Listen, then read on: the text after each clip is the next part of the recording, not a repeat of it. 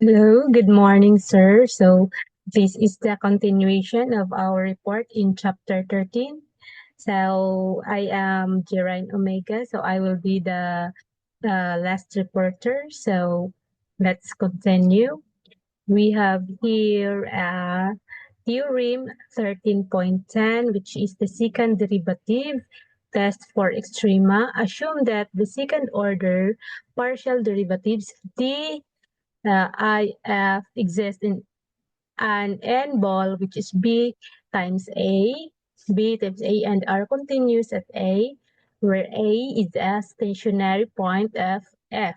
So we have here the formula below, so you can read this one.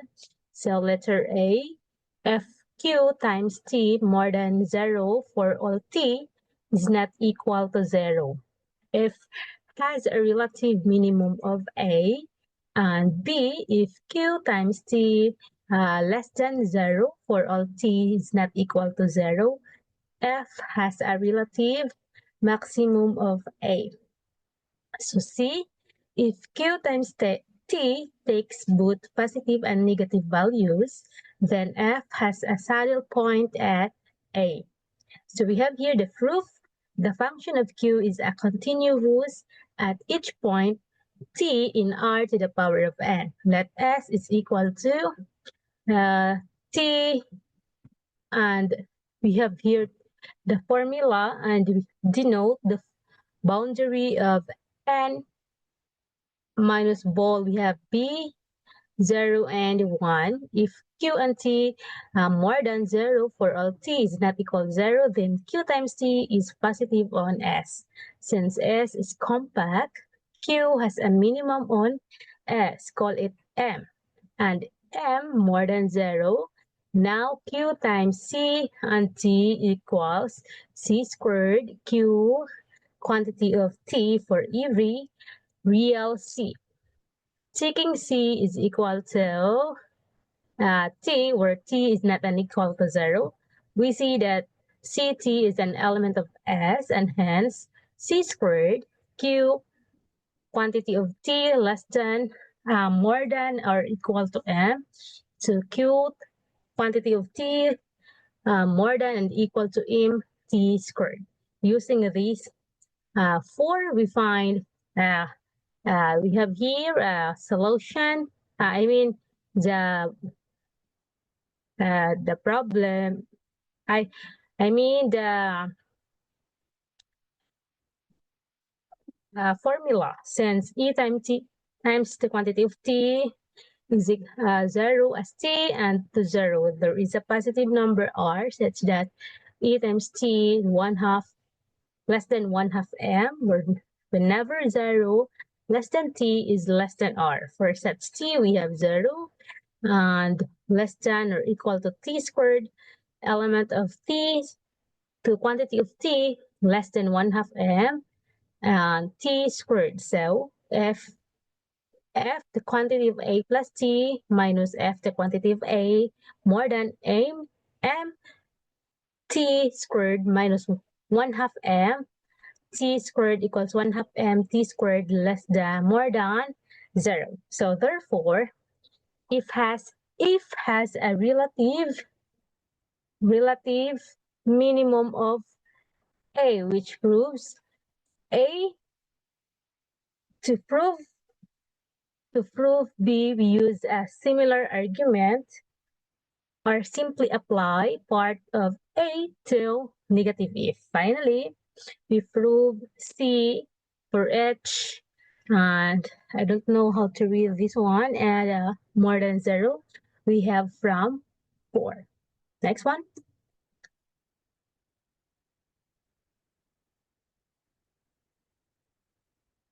Okay, so we have here a formula, and suppose Q the quantity of t is not equal to 0 for some t, since e, the quantity of y, to 0 as y until 0. So there is a positive r such that we have here below a formula. Therefore, for each such, how to read this one, the quantity of We have here the formula also. You can read that one.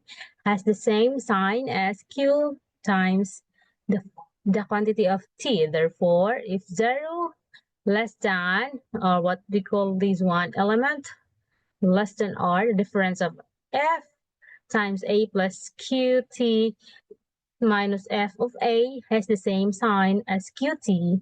Since Q times T takes both positive and negative values, it follows that F has a saddle point at A. Note, here the notes, a real valued function of Q defined on R to the power of N by an equation of the type. So below you can see the formula of Q, the quantity of X.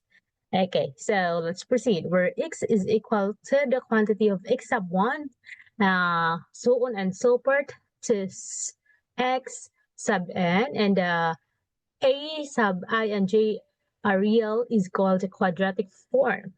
The form is called symmetric if a sub I and G equals A sub G and I for all I and G positive definite if X is not equal to 0 implies Q times X is more than 0 and negative definite if X is not equal to 0 implies Q times X is less than 0. So in general, it is not easy to determine whether a quadratic form is positive or negative definite. One criterion involving eigenvalues is described in reference. Next one.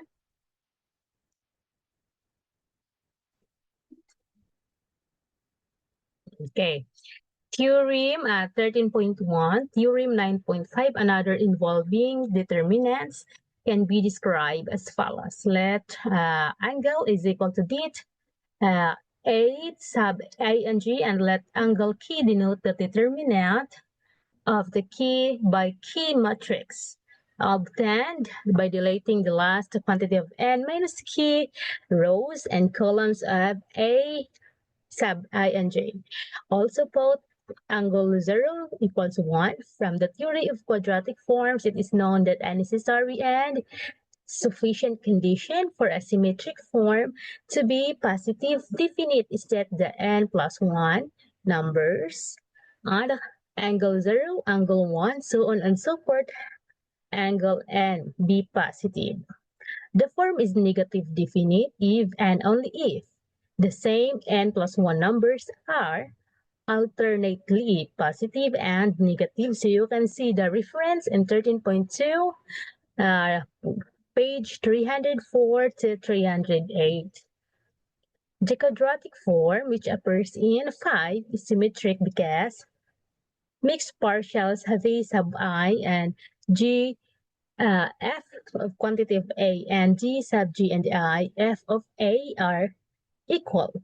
Therefore, under the conditions of theorem 13.10, we see that f has a local minimum at A if the n plus 1 numbers, angle 0, angle 1, so on and so forth, angle n are all positive. And a local maximum if these numbers are alternately positive and negative, the case n is equal to 2 can be handled directly and gives the following criterion. Okay, we have here the theorem 13.11.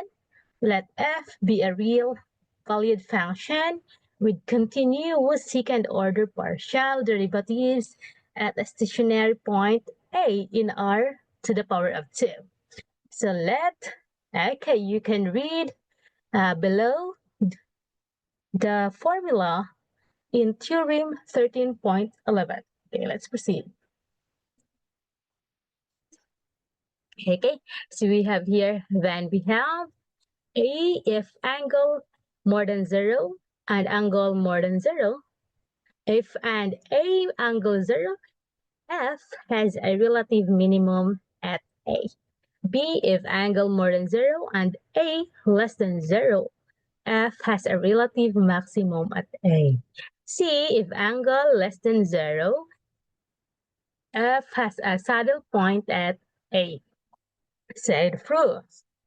In the two-dimensional case, we can write the quadratic form in 5 as follows. Okay, you can see below the formula. We have here Q, the quantity of x and y is equal to 1/2 ax squared plus 2bxy plus cy squared.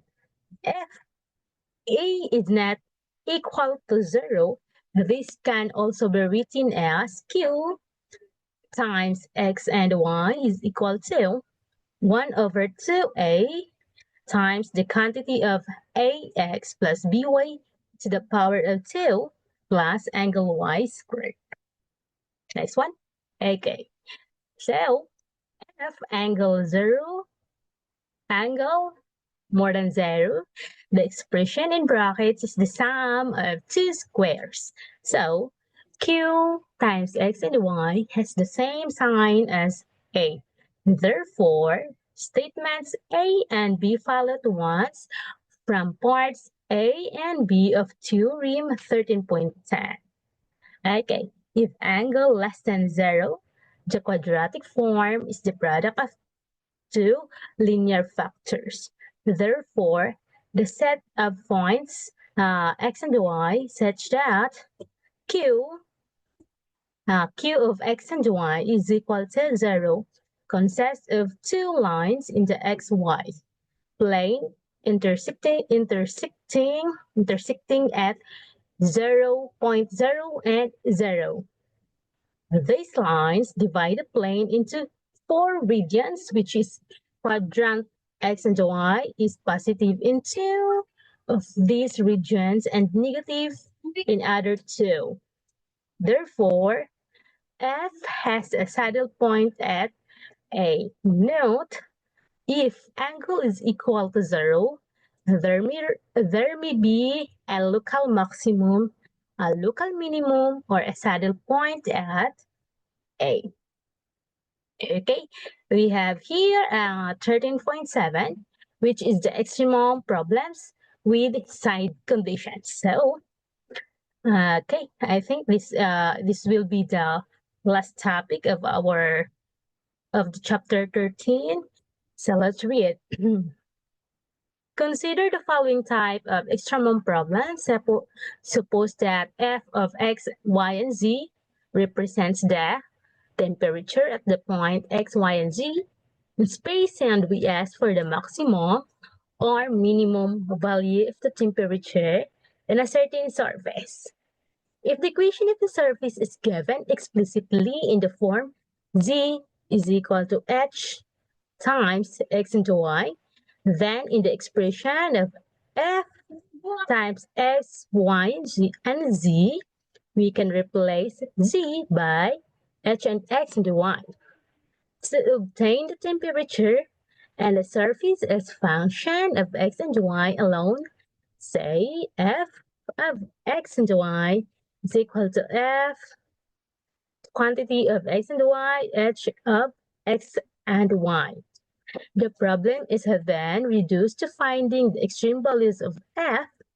However, in practice, certain difficulties arise. The equation of the surface might be given in an implicit form, say j quantity of x, y, and z is equal to 0, and it may be impossible in practice to solve this equation explicitly for z in terms of x and y, or even for x or y in terms of the remaining variables. The problem might be further complicated by asking for the extreme values of the temperature of those points which lie in a given curve in such. A curve is the intersection of two surfaces, say G sub 1, the quantity of x, y, and z equals 0, and 0 sub 2, quantity of x, y, and z is equal to 0. If we could solve these two equations simultaneously, say for x and y in terms of z, then we could introduce these expressions into f and obtain a new function of the c alone whose extrema we would then seek. In general, however, this procedure cannot be carried out and a more practicable method must be sought. A very elegant and useful method for attacking such problems was developed by Lagrange. Lagrange method provides a necessary condition for an extremum and can be described as follows. So we have here, let f quantity of x sub 1, so on and so forth, x sub n. Be an expression for whose extreme values are sought when the variables are restricted by a certain number of side conditions. Say, j sub 1 times the quantity of x sub 1, so on and so forth, x sub n is equal to 0, 0, so on and so forth, j sub n times x sub 1, so on and so forth, x sub n equals 0. We then form the linear combination. Next one. Okay, we have here theta, quantity of x sub 1, so on and so forth. X sub n is equal to f, the quantity of x sub n. Okay, you can read this one. You can read all of these. Okay, the formula. Okay, and okay, we then differentiate theta with respect to each coordinate and consider the following system of n plus m equations. Okay, below of these are the formula how to consider the following system of n plus m equations. Okay, let's proceed. Lagrange discovered that if the point x sub 1 that or so on and so forth, x sub n is a solution of the extremum problem, then it will also satisfy the system of n plus m equations. In practice, one attempts to solve this system for the n plus m unknowns and x sub 1, so on and so forth, x sub n. The points x sub 1, so on and so forth, x sub n, so obtained must then be tested to determine whether the yield a maximum, a minimum, neither the numbers which are introduced only to help solve the system for x sub 1, so on and so forth, x sub n are known as Lagrange multipliers. One multiplier is introduced for each side condition. A complicated analytic criterion exists for distinguishing between maxima and minima in such problems. So you can see an example in the reference 13.13. However, this criterion is not very useful in practice, and in any particular problem, it is usually easier to rely on some other means, for example, physical geometrical considerations to make the distinction.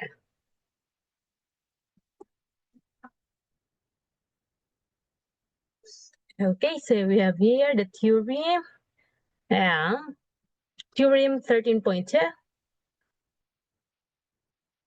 Let f be a real valued function such that f of element c and c to the power of, okay, and an open set is in r to the power of n. Let g sub 1 that j sub m be a real valued function such that j is equal to j sub 1, so on and so forth, j sub m.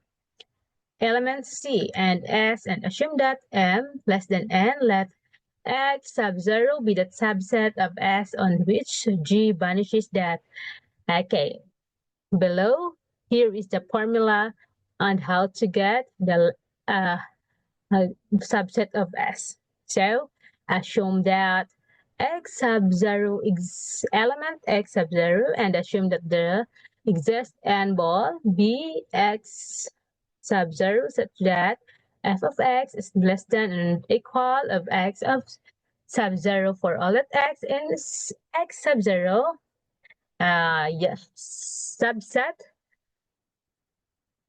b of x of 0, so, or such that f of x more than or equal to f of x sub 0 for all x in x sub 0 subset b x sub 0. Also assume that m row determinant that d sub j sub I, and x times subset of 0 not equal to 0 when there exists m real numbers such that following n are satisfied. Okay, below are the formula of uh, d of r, f, f the quantity of x sub 0 plus, okay, blah blah blah, and that is an formula.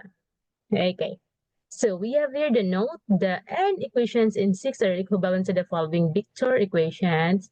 Okay, so how to read this formula? So I don't know how to read this one. So we have here the proof. We consider the following system of m linear equations in the m unknowns.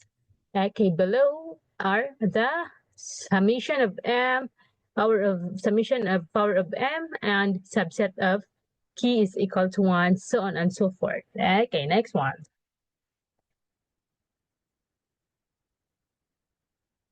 Okay, this system has a unique solution since by hypothesis, our determinant of system is not 0. Therefore, the first m equations in 6 are satisfied. We must now verify that for this choice and remaining n to m equations in 6 are also satisfied. To do this, we apply the implicit function theorem. Since m less than n, every point x in S can be written in the form x is equal to x to t. Say where x element of R, power of n, and t is element of R, uh, power of R to the power of n minus n is the remainder of this proof.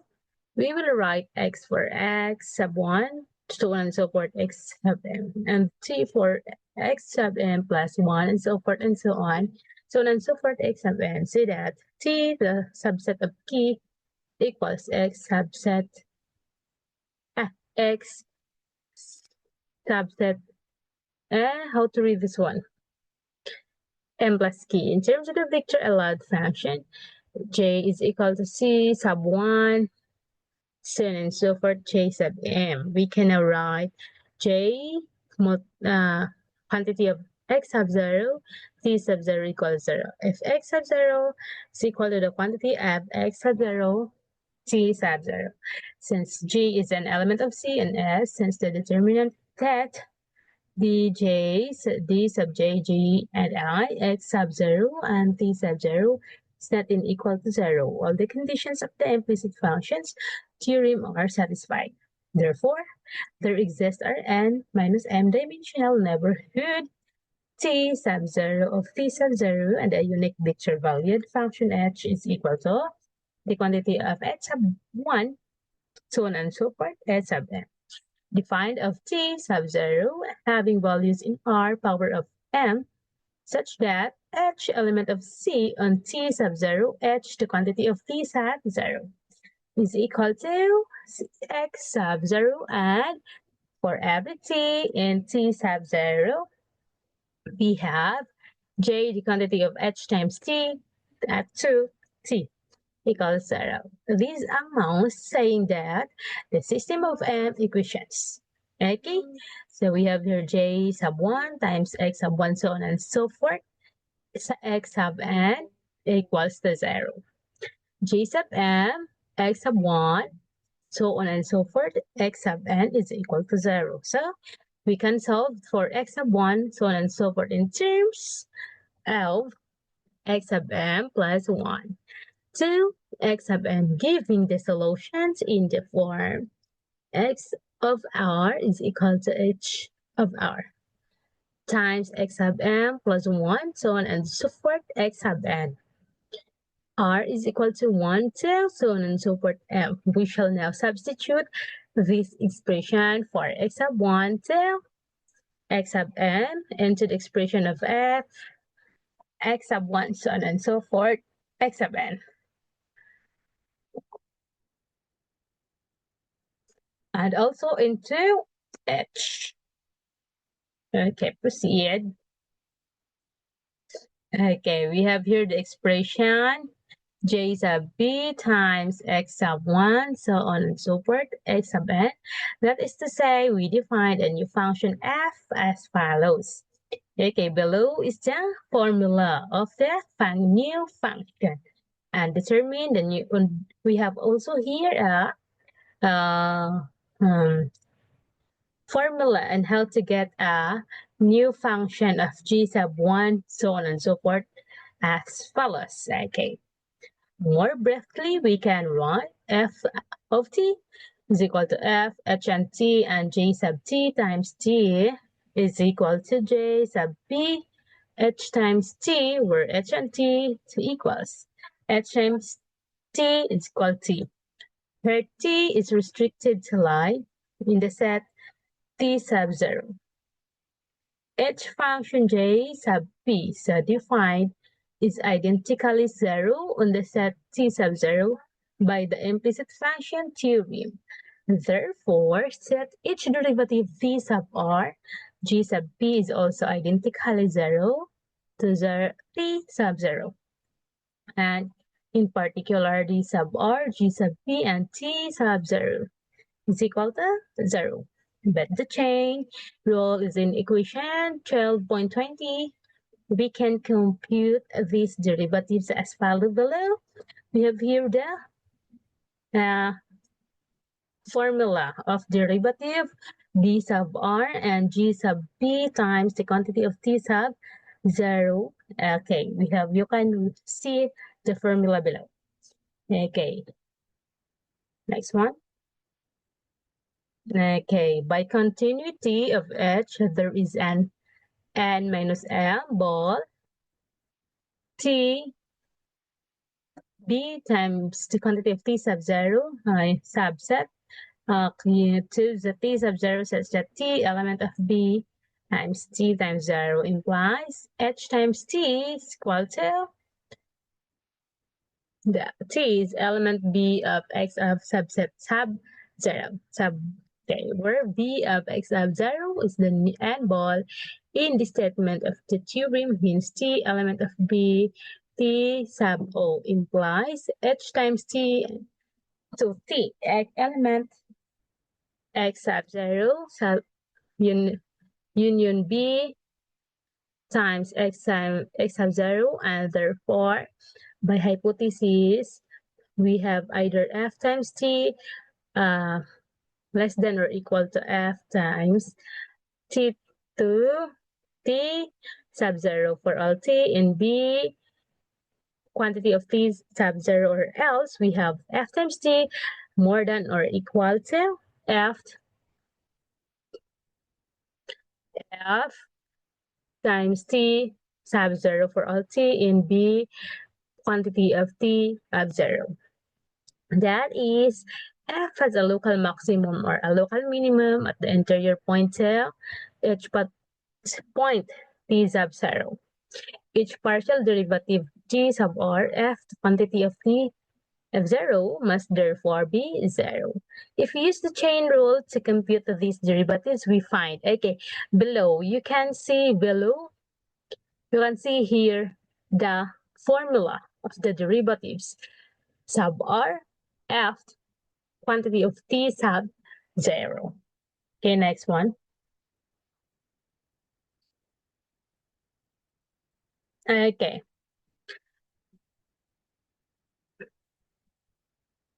Vanishes because of the 2 were defined, those are left in.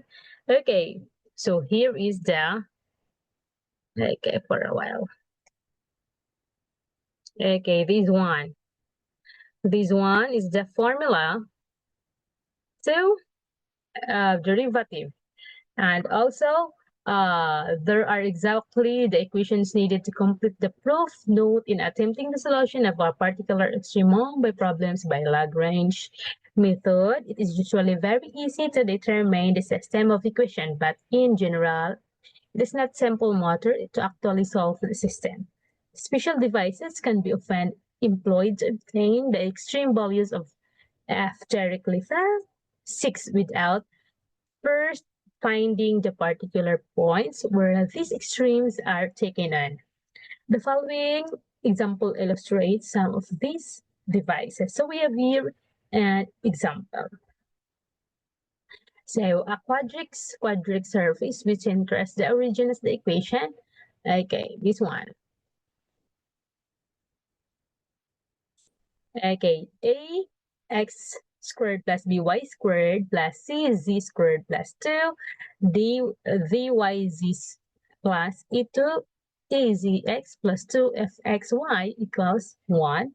So find the length of its semi-axis. So the solution is, okay, let us write x sub 1, x sub 2, x sub 3, x sub 3. Instead, x, y, and z, and introduce the quadratic form. Okay, it's 1. Okay, right. This is the formula. Next one.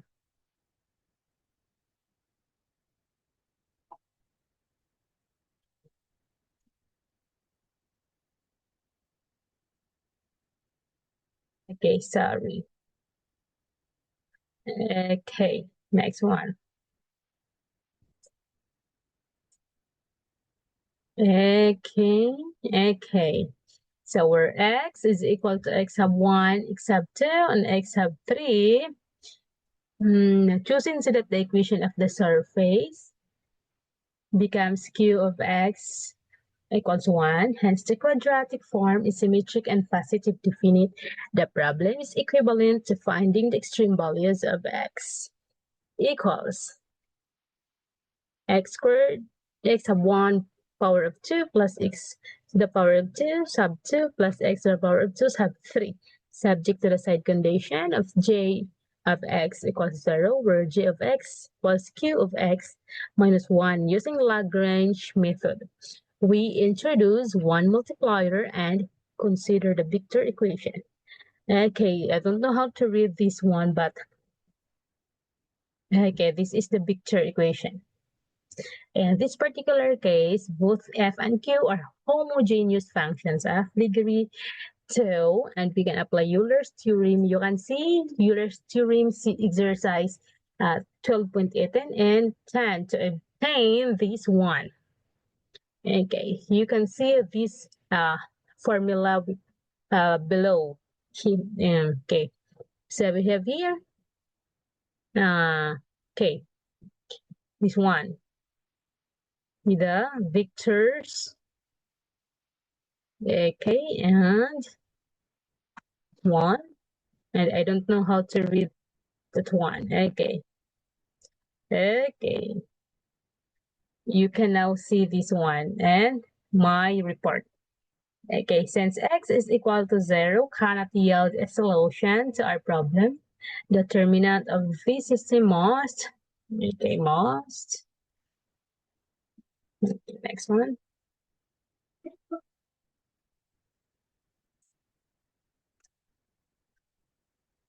Okay, how to wait for a while.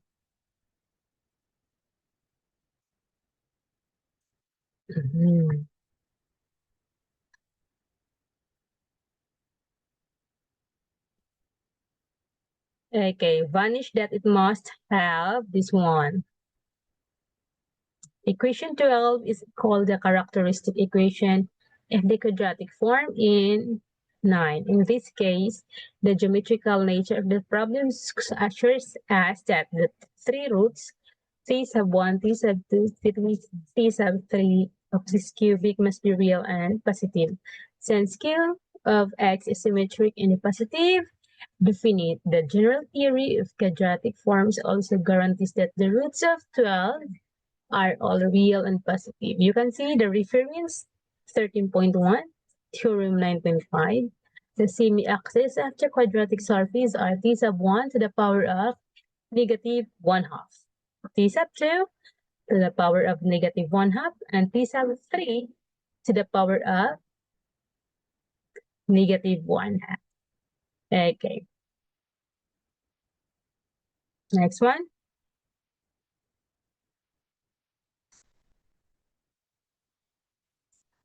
Okay, next one. Oops, okay. Okay. Okay, that's it. That's the last of our report, last slide of our report. So thank you so much for listening. That's the end of chapter 13. Thank you and have a good day, everyone.